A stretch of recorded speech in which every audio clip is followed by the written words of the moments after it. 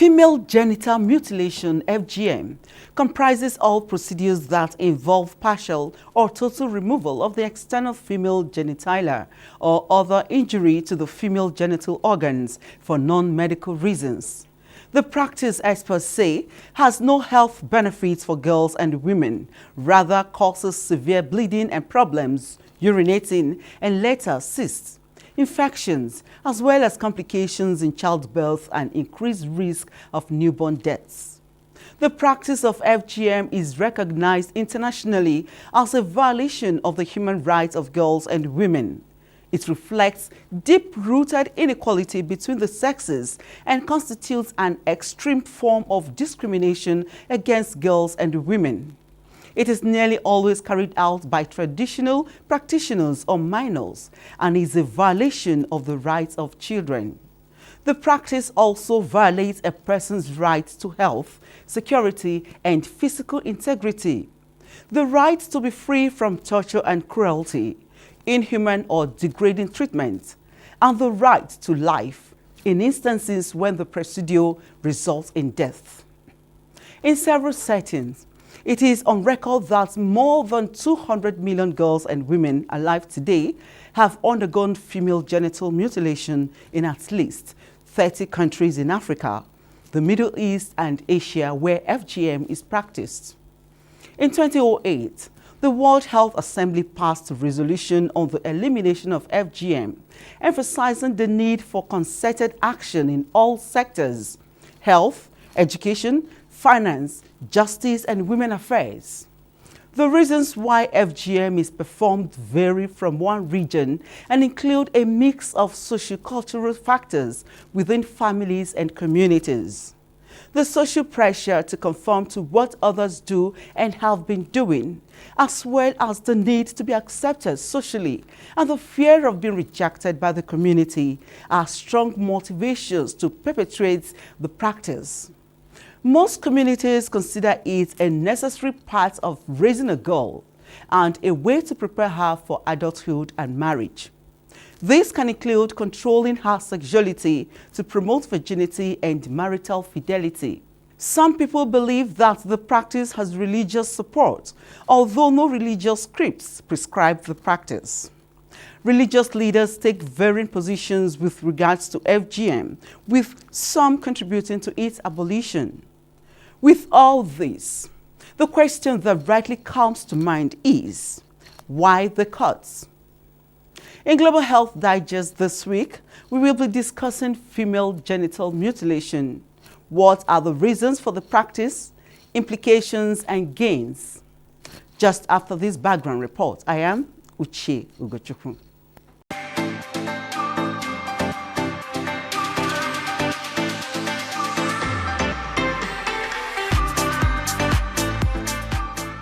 Female genital mutilation refers to the partial cutting or entirely removing the external female genitalia. This tradition, passed from one generation to another, has raised brows and set tongues wagging in disbelief. The part they cut, people believe if a woman has that part, it will make that woman promiscuous, and that's not true. Secondly, if the head of a baby hits that part at delivery, that part is called the clitoris, that the baby will die. It is also not true. The question is, why mutilate a woman? Shockingly, recent evidence-based data from the World Health Organization indicates that 91.5 million girls and women above 9 years in Africa are currently living with the consequences of female genital mutilation. An estimated 3 million girls in Africa also risk undergoing female genital mutilation every year. It is said that he who wears the shoe knows where it pinches. Who else could tell the story of female genital mutilation than the woman who has gone through the process? 45-year-old Christy had her genital part cut by her mother at the early years of her life. She has 3 daughters, and out of ignorance also subjected her first daughter to the same practice just to fulfill cultural demands. And the belief in my tradition then is that if a woman is not done, that she will be loosed. And they also believe that giving birth will be difficult. So it was done. Because Christy is not my alone. family, Lola here shares her own experience. I was caught, my sisters were caught, my mom, my aunts, practically everybody, that I know were all caught. And I realized that it had no benefit to us because the whole idea is patriarchal. And it has a lot of side effects on the female. I went through forced cesarean section. And people need to understand that these are harmful practices and it's against the woman's rights. But we found out around, we've asked, we've done the research, we've asked people we've asked survivors. Survivors have been there to speak to people that, no, that is no, it does not have any benefit. We met Regina Duru, who has been trained as a cutter since childhood to take over from her grandmother.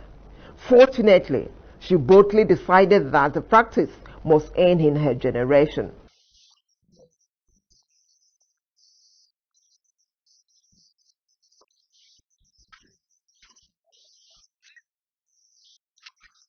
But to be honest, it's not a good practice and it needs to be stopped. It heals with scar tissue. Scar tissue is not elastic. So when the baby is coming, if it's too much, it will obstruct that baby coming out. And once it obstructs, two things can happen. Either the uterus ruptures or the woman will push the baby through with force and there will be a tear. If the uterus ruptures, the woman dies and the baby dies also. We're actually hoping that government will develop proper policies towards not just preventing it, but stopping it.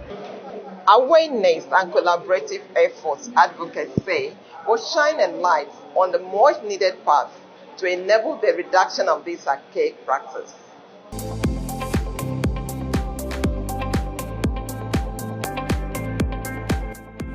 You're welcome back. Let's hear the responses from the members of the public on our street corner. So I don't really know much about it, but from what I heard that then it was actually bad and it was restricting a lot of ladies from so many things. I think it's bad because why they will leave a lady when you grow up before the circumcision, she will go towards a serious pain and then people will know what she's going about. The risk now is too much. It's not everybody that knows how to do it, just like male circumcision. Many people knows it. It's still invoked today because every man needs it. But women, no. Much about it, but I just know it has something to do with the female private parts. And when you talk of mutilation, like maybe having to remove it or like to take it out of the person.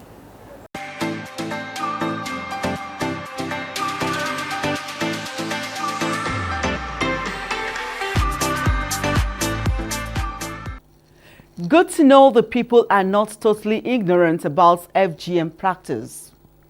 There is evidence suggesting greater involvement of healthcare providers in performing FGM due to the belief that the procedure is safer when medicalized.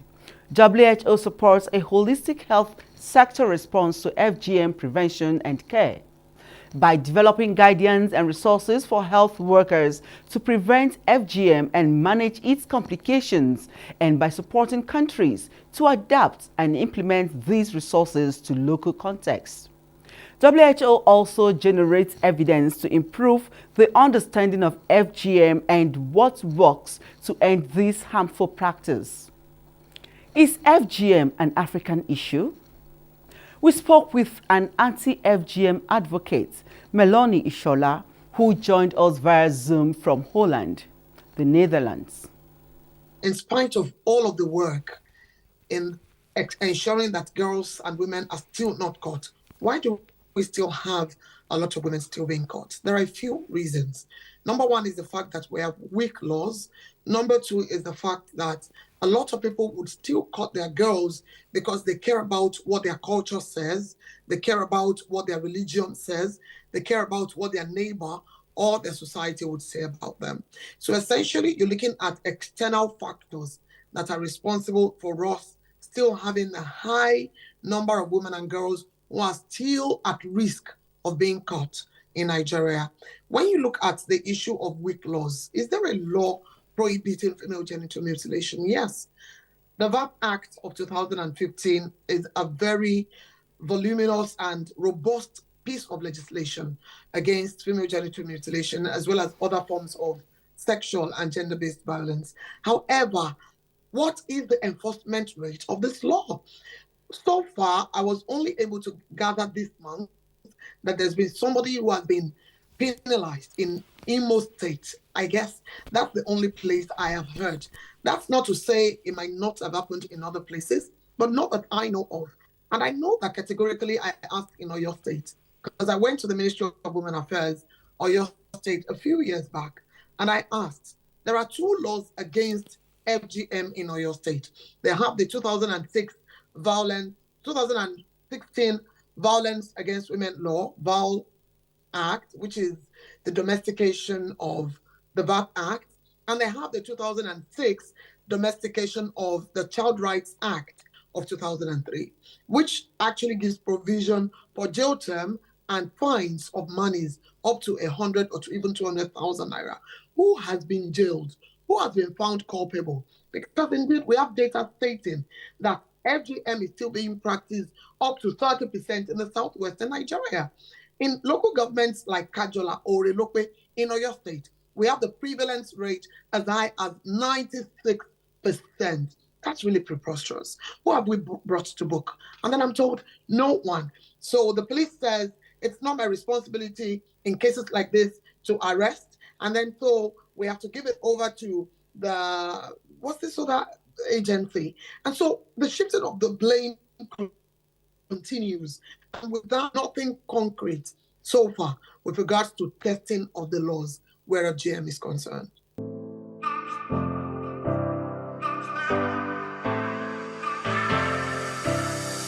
FGM is not just an African issue, it's equally an issue in Asia. Right here in the Netherlands, I've met colleagues from Indonesia who have shared with me how serious the issue of female genital mutilation is in Indonesia. But may we also go to the more Western countries of the world, like Canada, America, Europe, the United Kingdom, and a host of other countries in Europe. And it's also become a thing here because of migration. A lot of our people from Africa and Asia have migrated to these regions. And then you see that culture is as deep as it follows you everywhere you go. So you find people who literally take their children back home and mutilate them, or actually hold them right there in America, Canada, Europe, wherever, and find a way to still mutilate them amongst their community. And it's interesting that there is such thing as medicalization of FGM, where you can even have a medical personnel go ahead and mutilate your child for you. The UNICEF, the WHO is conversing, advocating strongly against medicalization of FGM. And of course, indeed, advocates like me are also very deeply engrossed in fighting even, or maybe particularly, medicalization of FGM, because that's then what you find in urban centers, right? Where people say, oh, we believe it's because of the crude materials and implements used in the cutting of girls that made them say we shouldn't cut our girls. No, it's beyond that. The impact of FGM on a girl child goes throughout her lifetime. I am a mutilated woman. I'm a survivor of female genital mutilation. But interestingly, I didn't even know that I survived it until 3 years ago. That was after I've had 2 children. But when I knew, it made sense. Every time I was delivered of a child, I had episiotomy. It wasn't the doctor cutting me. It was my children. Every child I've had cut me through. And you know, the most painful part for me, for women who deliver vaginally of childbirth, is actually when you have to be sewn back after an episiotomy. I don't think I have witnessed anything more painful, really. And this occurs not by the doctor cutting me open for the baby's head, the crown. It actually occurs by the baby's head cutting me through in order to have the crown in and then to be able to have a rite of passage through my vulva. You look at this pain. You look at the question marks on my matrimonial bed of painful sexual intercourses. You look at painful menstruation. You look at trauma on account of hearing that this was done to you by the people closest to you, the people you believe love you the most. I believe indeed that the pain a woman is put through on account of female genital mutilation is for a lifetime. And that's in the occasion that the woman has not actually been cut short from childhood by death on account of too much bleeding from the cutting of the clitoris, and in some cases also exciting of the labia minora majora, or in the case of infibulation, sewing together of the vulvar lip, just leaving a very narrow hole for menstruation, for urination, and for what's not. You look at this horror in the name of a cultural practice, and then you ask, why do we still protect this?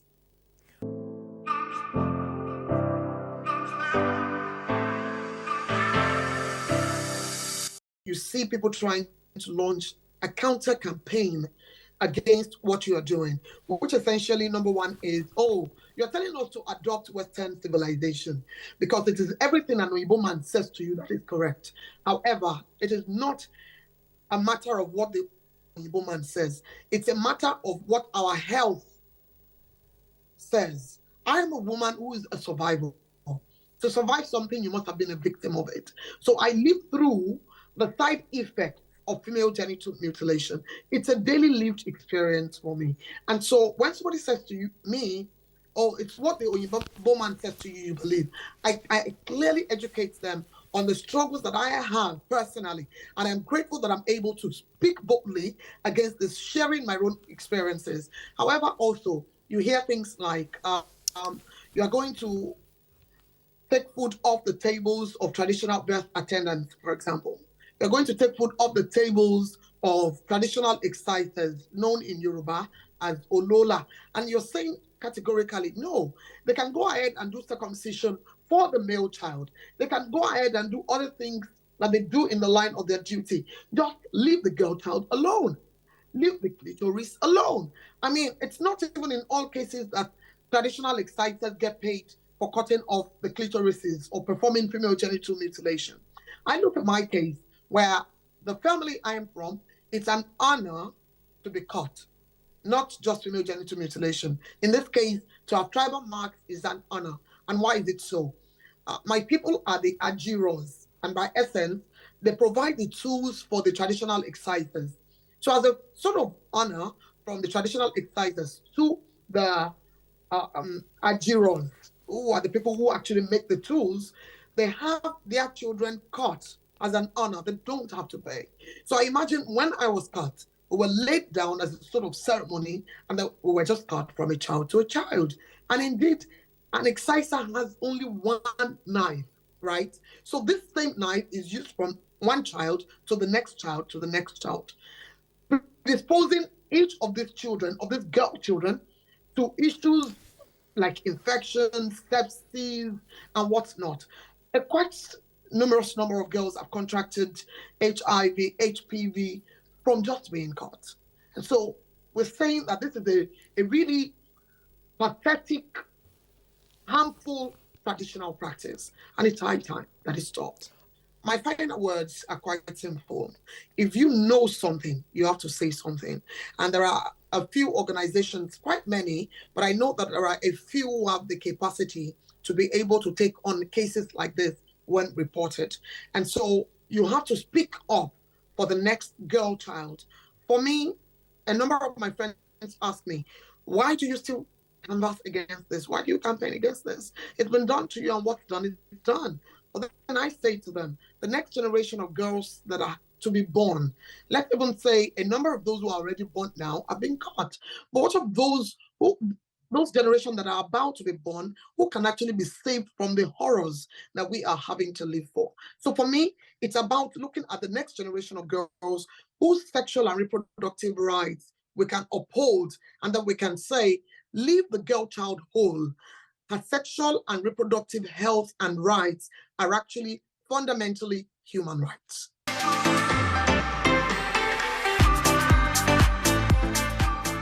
I wouldn't have heard it better than you did. The questions remain. Why the cuts? What are the barriers in ending it? We were joined by a young man who is at the forefront of stopping the cuts, a psychologist and member of Women Against Violence and Exploitation Foundation, Godwin Alachenu. to interest you to know that this practice is not just only in Nigeria alone. This practice is something that is happening in over 33 countries in the world, and the United Nations, UNFPA, and other bodies under the UN have been advocating for the end of this practice. Now, the target have been set for Stop the Cut 2013. We have a target to see how we stop the female genital mutilation by the year 2030 rather, and all hands have really been on deck to see how we work towards the end of this practice. Recently, we had the International Day for Zero Tolerance for Female Genital Mutilation, and one of the tags then was men for the end of female genital mutilation. Now, I'm a he for she. I'm an advocate for the end of female genital mutilation, and the essence of the men rising up for the end of this is so as we can spread the message across. Women cannot just be the voice alone. They need men to actually help in the fight against female genital mutilation, and that's more reason why we had the team for this year, Men for the End of Female Genital Mutilation.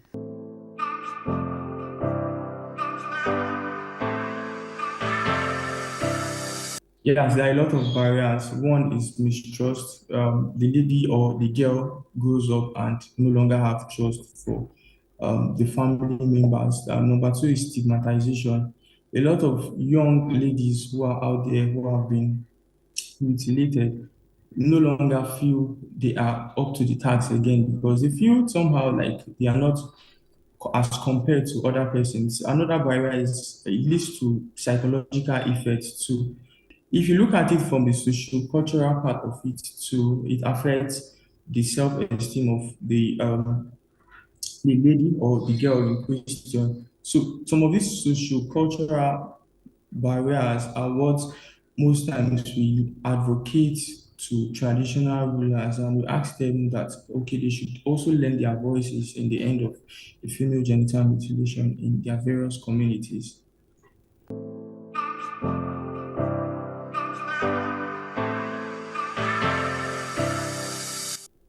Now, a lot of persons can attribute the practice to their ethnic group, but now this is a practice that, like I said, is being practiced in over 33 countries. Now, they believe that if they practice this, it's more like an age-long tradition, so they should continue. But now we've come to discover that there is no medical advantage or medical relevance attached to this. And that's the more reason why we are now advocating using the traditional rulers to disabuse their mind from this age-long practice. Yes, we can attribute this to some ethnic groups, but in as much as we are attributing this to some ethnic groups, we are now speaking to those traditional rulers and telling them that this FGM really has a negative impact will play in the lives of girls and females. So we should try to stop this age-long tradition. FGM is not a safe practice. Ladies and women who are victims of FGM or who are FGM survivors really have a lot to say about it. So we should rather desist from FGM, the practice of FGM. We should be an advocate. I'm a man, I'm a he for she advocate to end FGM. So I entreat all men out there, I entreat everybody to take the case of FGM seriously and let's make our society a better place.